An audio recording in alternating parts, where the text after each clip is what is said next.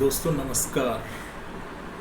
हम अपने YouTube channel के इस पहले वीडियो में आज बहुत ही साधारण सी बातों करेंगे और इसी से अपने इस चैनल की शुरुआत करेंगे।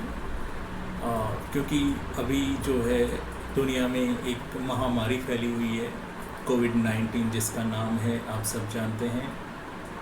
इसलिए हम कुछ ऐसे ही विषय के साथ अपने चैनल की शुरुआत करते हैं।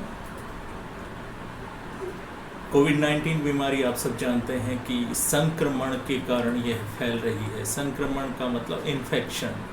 तो इन्फेक्शन के कारण जो है ये बीमारी फैल रही है। इसको कोविड-19 नाम इसलिए दिया गया है क्योंकि इसकी शुरुआत चाइना में 2019 में हुई।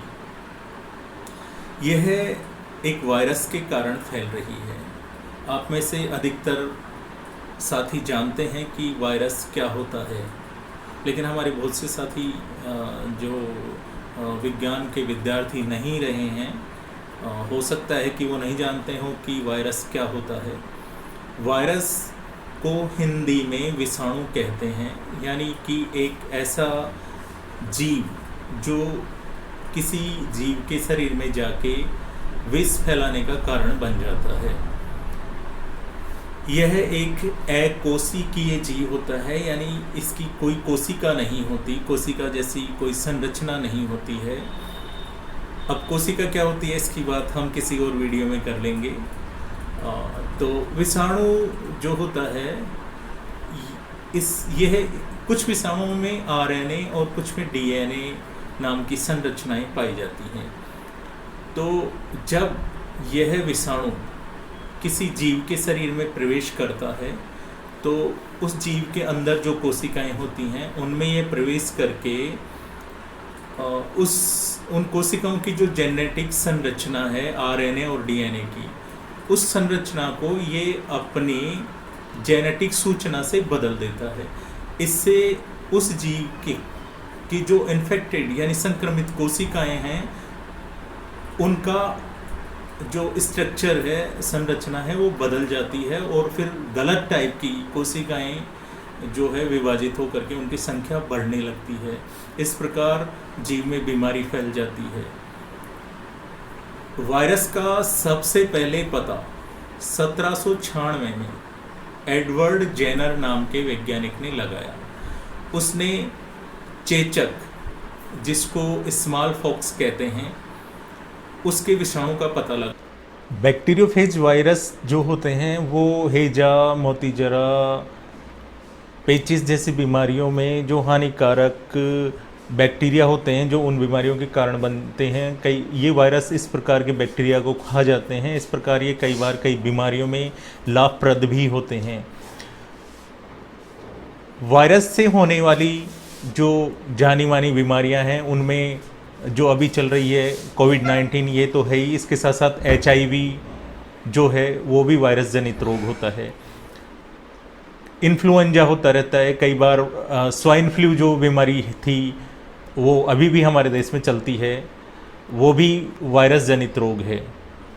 संक्रामक बीमारियों का कारण बनते हैं वो होते हैं फंगस। फंगस को हिंदी में कवक कहते हैं, जिनको हम साधारण बोलचाल की भाषा में फफूंद कहते हैं। इनका रंग हरा नहीं होता है क्योंकि इनके की कोशिकाओं में क्लोरोफिल नाम का वर्णक नहीं होता है जो हरे रंग के लिए जिम्मेदार होता है।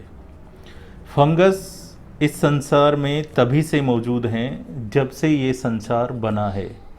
फंगस को वनस्पति वर्ग में ही रखा जाता है और इनको फूलों की श्रेणी में माना गया है। फंगस का जब इन्फेक्शन होता है तो एक्जिमा यानी दाद, रासेज यानी चकते, बम्प्स यानी त्वचा पर कहीं सूजन जैसा उभार प्रकट होता है।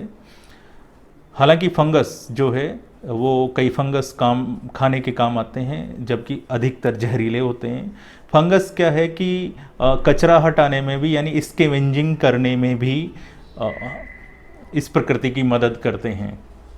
संक्रमण से होने वाली बीमारी का कारण होते हैं परजीवी, पैरासाइट्स, जैसे कि मलेरिया होता है प्लाज्मोडियम नाम के पैरासाइट से, जो मच्छर के काटने से मनुष्य के शरीर में चला जाता है।